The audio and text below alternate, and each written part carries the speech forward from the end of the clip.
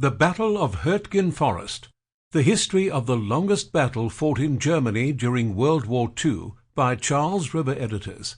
Narrated by Colin, Fluxman.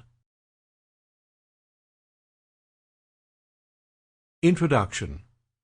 After the successful amphibious invasion on D-Day in June 1944, the Allies began racing east toward Germany and liberating France along the way. The Allies had landed along a 50-mile stretch of French coast, and despite suffering 8,000 casualties on D-Day, over 100,000 still began the march across the western portion of the continent.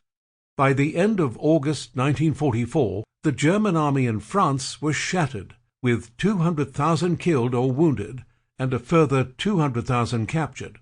However, Adolf Hitler reacted to the news of invasion with glee, figuring it would give the Germans a chance to destroy the Allied armies that had water to their backs. As he put it, "The news couldn't be better.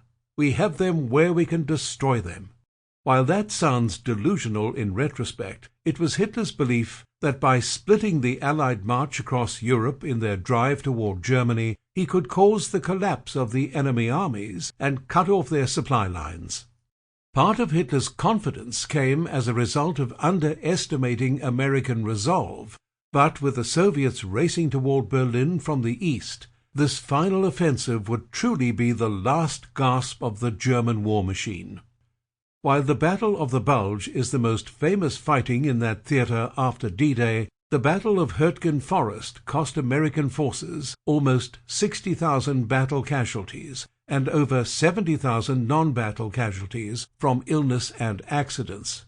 Countless soldiers suffered from what was then known as combat fatigue, leaving them psychologically broken and no longer capable of fighting.